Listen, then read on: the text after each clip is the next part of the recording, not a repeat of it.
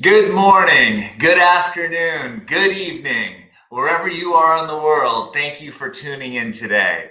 We have a very exciting show and a very exciting guest today.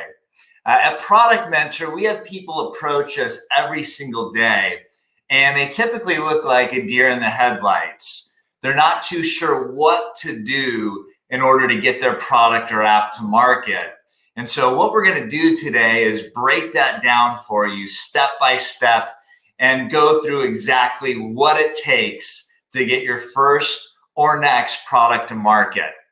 And so, who I have on the show with me today is our master product mentor, one of our most senior team members. And I think you're going to see why we call him our master product mentor in a few moments. So, let me bring Stephen into the show here. Welcome, Hi, Steve. Mike. How you doing? Hi, Mike. Thanks for having me. Absolutely. We are so excited to have you here today, Stephen. All of our clients absolutely love you. We get nothing but positive, amazing feedback, and you've touched so many lives. And so it's really cool to give you some limelight. This is way overdue, and it's definitely well deserved. And so, for anybody out there who doesn't know who Stephen Rich is, if you could start, Stephen, with a little bit about your background. Terrific. Thanks, Mike. I graduated from Boston University School of Business, and I was studying to be an accountant originally. And then I found I was not accountant material, so I changed over to marketing. I went into school from there, trained in retail as a department store and divisional merchandise manager.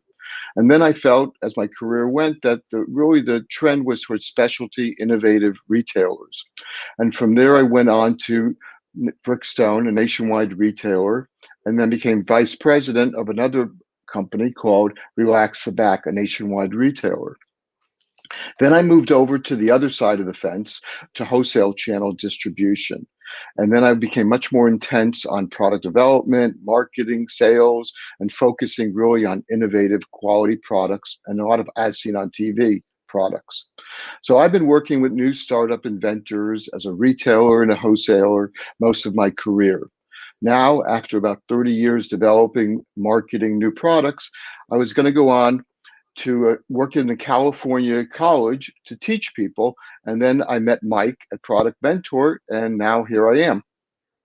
And the interesting thing about that story, Stephen, when you and I were first in talks and we were sharing Product Mentor with you and what we have going on over here, you told me something, and what you said is that this is your dream job. Yep. And when you told me that, I knew instantly that this was going to be a great fit because all of your experience, again, Brookstone, and some of the other things we're going to be talking about in a moment, it was just a perfect alignment for the type of help that we give entrepreneurs every day. And so I know our paths were meant to cross, and I'm glad they did. And I'm sure all of our mentees feel the exact same way. So, just diving a little bit deeper, if you could share with everybody, why do you love what you do? Why do you love launching and merchandising new products? I think I was born with that, Mike. Was always a passionate entrepreneur. And with my trained skills in business and finance and marketing and product development and actually doing wholesale sales, I found that it was destined for me to pass it on through Product Mentor. My best skills I've always had, and it's very difficult always to teach a person, is instinct. I have this instinct to see the potential in new products. And what I love is the treasure hunt. After attending about 17 trade shows per year and spending about 12 weeks out of the year in China and Europe looking for new products and going through trade shows and talking to hundreds of vendors, it really makes you just into that treasure hunt, just looking for the next new pet rock. And then what I did was I merchandised multiple categories. through my career then. Everything from furniture to housewares to pet products, lighting, bedding, fitness, auto accessories, and gifts. It gave me a diversified look at all of the different products.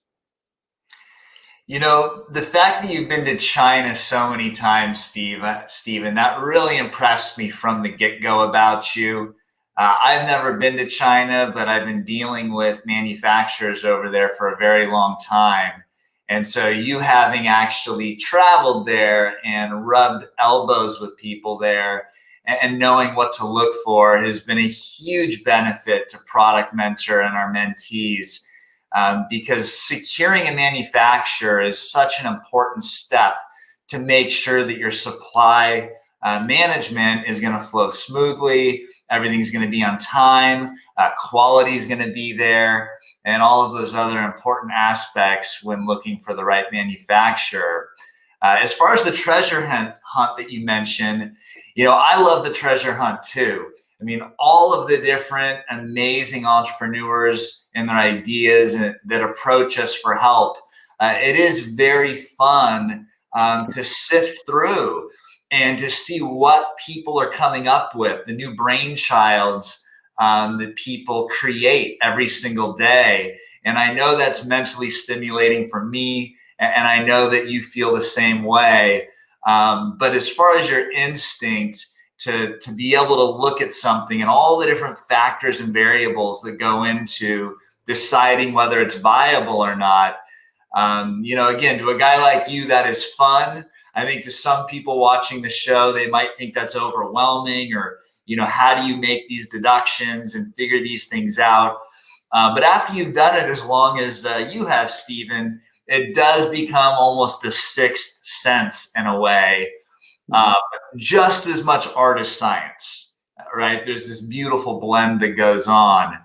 And so I'm sure everybody's wondering this, Stephen, but maybe you could share some of your biggest launches to date so that people have an idea what you've worked on in the past. Okay, great question. Probably my most famous product is I launched at Brookstone when memory foam, nobody knew what memory foam was in 1992. And the founder of Tempur-Pedic contacted me then, a startup company. And from there, he knew nothing about selling or retail. And I traveled with him, the founder, to Sweden, to factories. And with Tempur-Pedic, with my background in bedding and pillows, I developed and added multiple pillows to him. We launched the very first 1-inch mattress overlay. And then I took and added an adjustable electric bed to the Tempur-Pedic, which are now in the Tempur-Pedic basic assortment. From there at Brookstone, I was fortunate to see many new products, initial startup companies coming to me. Some of the ones were Sonicare, the electric toothbrush, AeroBed, which was the first inflatable mattress, the Shiatsu massager. Another one that I developed was the iJoy. It was the #1 selling massage chair in the USA. Other products, Thumper, which is the first percussion massager. I launched the first silent hair dryer. Then I found at a trade show, Tanita, which was a Japanese company with the very first BMI, body mass index scale. And then traveled over to Germany and Europe and developed a Solagen Germany, a manicure set, and then multiple other items. And as I went on in my career, I developed a lot of as seen on TV products, such as a pet bowl, ice cube trays, bath accessories, fans, and massagers. Finally, developed as seen TV on products. One I'm most proud of is it's a color-coded blood pressure monitor that I won first place in the Global Innovation Award at the International Houseware Show. And then with these products, I merchandise them mainly in retail stores, catalogs, e-commerce, business to business, and business to consumer over my career. That is amazing, Stephen. And, you know, obviously we don't have enough time to go through the hundreds of products that you've worked on and helped Brookstone with, because the list goes on and on again, on and on. But, you know, just kind of the tip of the iceberg again, I've had a Tempur-Pedic bed. I don't think anybody on this show has not heard of Tempur-Pedic. They have a few $1 billion in sales at this point, correct? They're the largest mattress company. I believe they do about $2.7 billion now, Tempur-Pedic.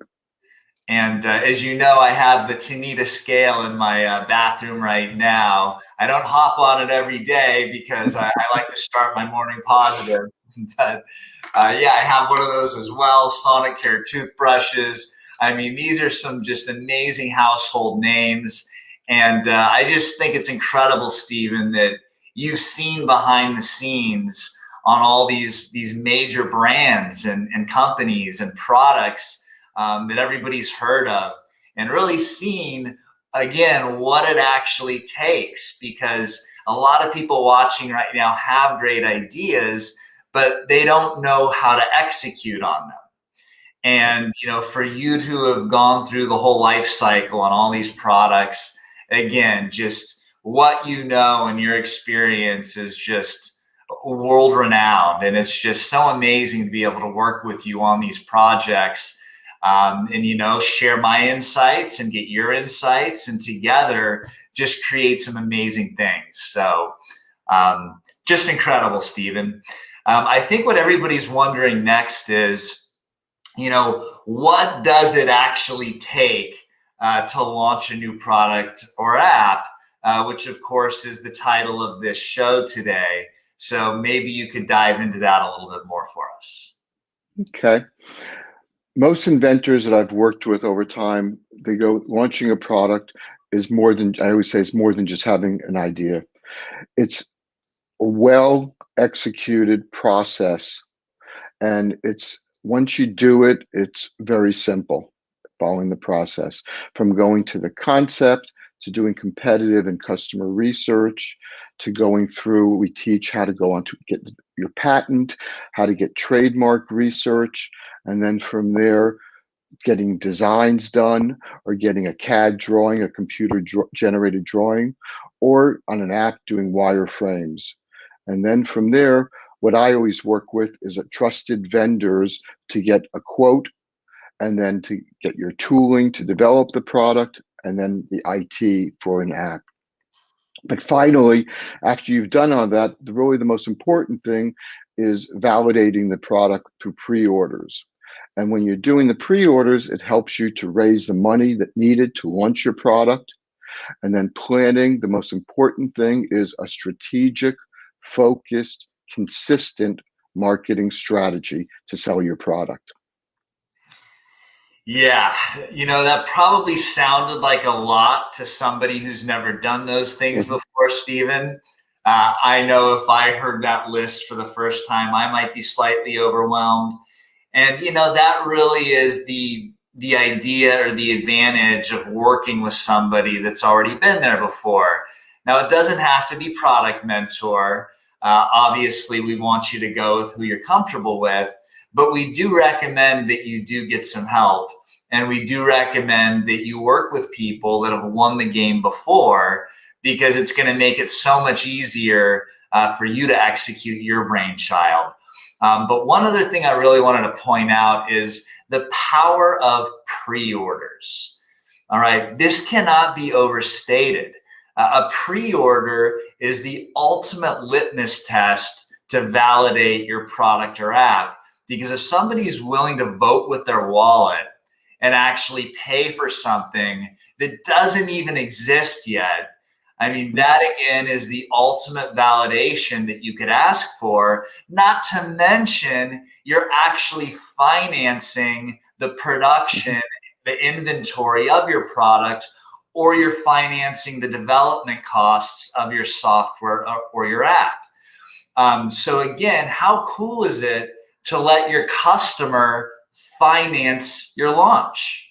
And that's why I love pre-orders so much. I dream about pre-orders. I know that probably sounds a little funny, but it is one of the biggest leverage points that I've ever seen as an entrepreneur. And I've been practicing entrepreneurship over 2 decades now.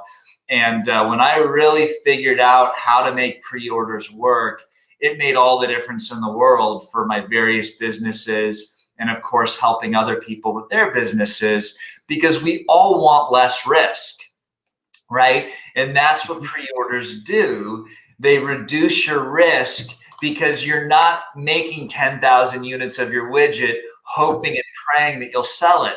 You're not building an app and throwing it on the app store hoping and praying that people will download it.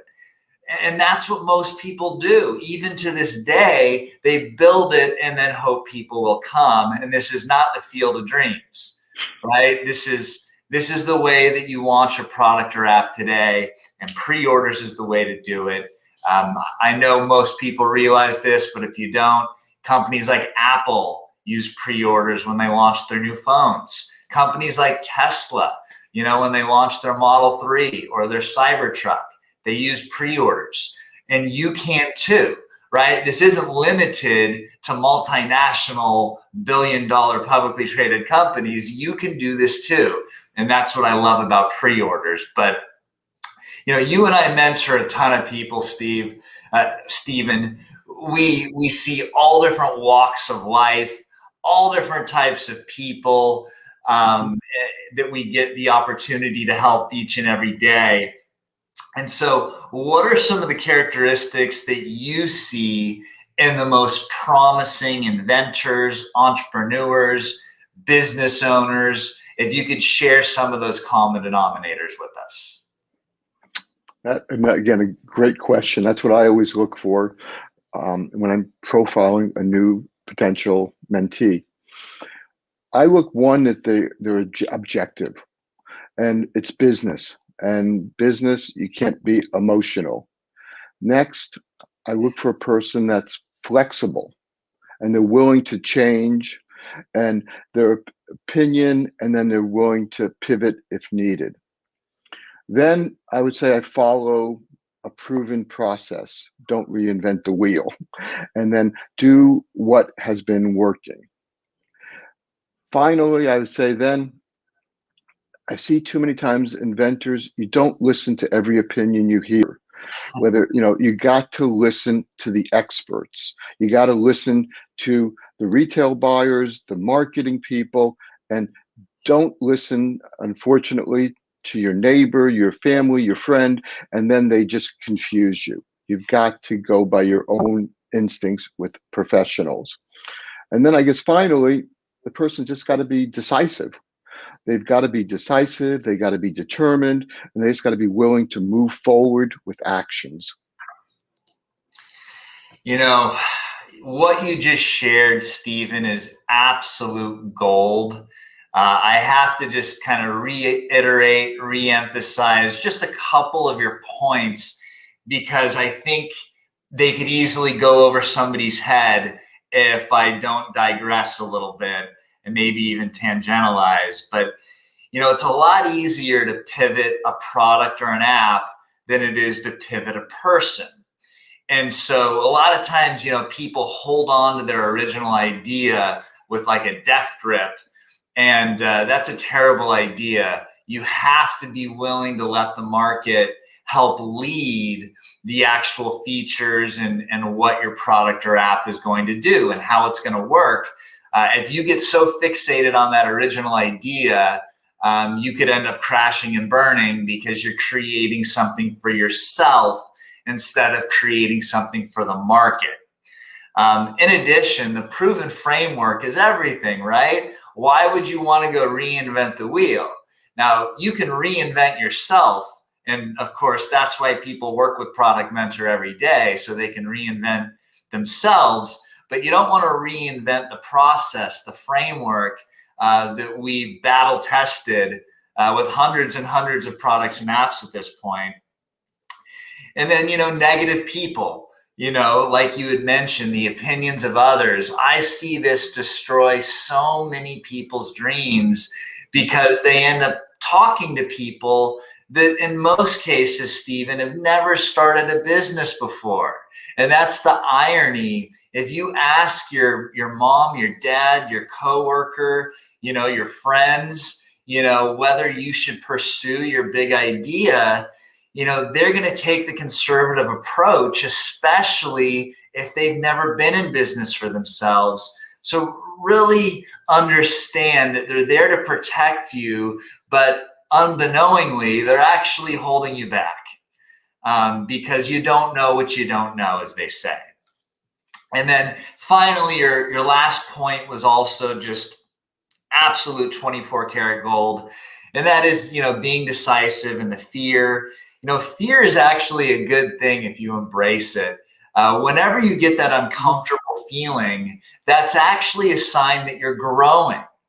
And so anytime you do something new in life, we all kind of get this anxiety, butterflies, whatever you want to call it. And I actually love that feeling. I've kind of trained myself, to recognize that uncomfortable feeling or that fear. And instantly I tell myself, you're growing, Mike, you're growing. And again, it allows me to embrace it. So maybe that mindset can help others who have butterflies that are also holding them back from pursuing their full potential in the life that they deserve. And it's really interesting. Quick tangent I have to talk about, since COVID is on everybody's mind. You can't turn on the TV or look at anything without seeing COVID. And for those of you out there right now that are on furlough, maybe your job is at an all-time high of insecurity right now, or maybe you've even been laid off. All of these things can either be an excuse or they can be a reason. And what I challenge you to think about today is making any one of those three things a reason for you to take control of your future, right? You can sit back and be passive in life, or you can go out there and stake your claim. Is it scary? Yes. Yeah. But is it worth it? Absolutely. And that's what you need to recognize for anybody that's watching the show that really wants a better life, a fuller life. You have to be willing again to grow, and to feel uncomfortable is the marker of growth. So, wow, Stephen, we've covered a lot. Thank you so much for your time and, for sharing and giving back and, allowing people to kind of see, the type of person you are. Because obviously when they get a chance to work with you and myself and we're able to help them on a much more intimate level, that's where the magic really happens. And so today everybody got to kind of get that high level overview. And so before we go today, Stephen, any final advice that you'd like to share? I guess it's kind of basic, but just for people, just believe in yourself, trust in your instincts, trust in what you do. Go by, I've done that my whole life. I go by my gut. And once you make that decision, and you got to trust yourself.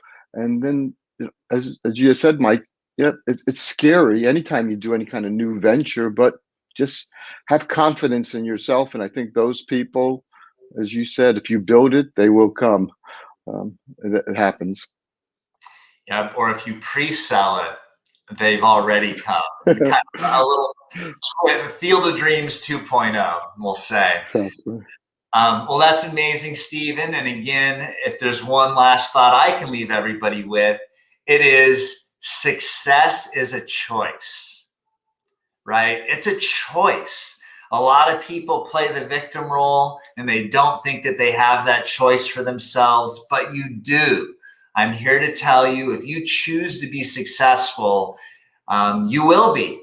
And if you choose to take, the conservative route and put your head in the shell, that's fine, right? Entrepreneurship's not for everybody, but if you do make the choice, it's there for you. And so we love helping entrepreneurs. That's what Product Mentor was built and made and designed to do.